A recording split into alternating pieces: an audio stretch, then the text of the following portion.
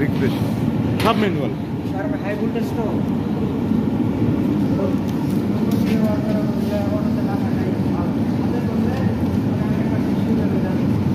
কালকে যায় নাই, আমার লোক যায় নাই, সমস্যার সমাধান করে ফেলাইছি।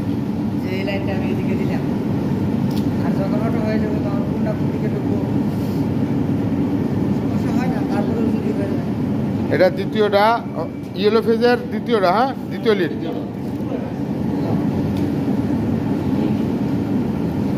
ছোট হয়ে গেছে, ওটা আসলে ছোট হয়ে গেছে, জায়গা আরো বেশি আছে।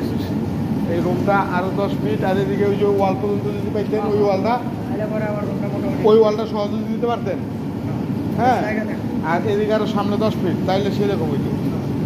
রুমটা ছোট হয়ে গেছে। ছোট হয়ে গেছে,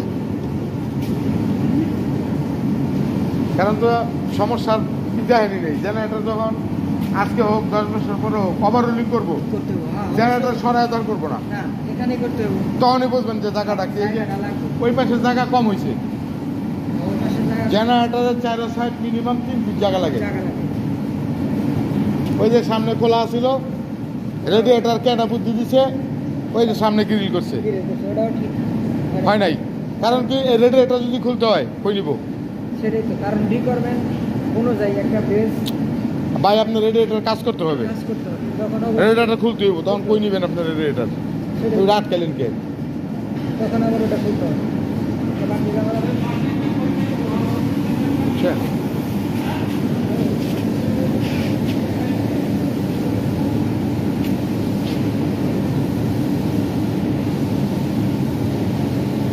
এ হচ্ছে এখন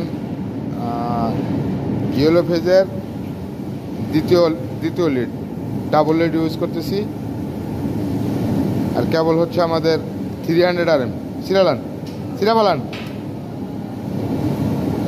300 RM সোহেল টান দিতে হবে। এটা কোনটা দেখে টান দেবো? 2 নাম্বারটা, 2 নাম্বার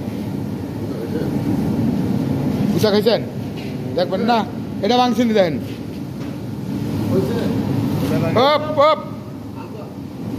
আর লাগবো পরে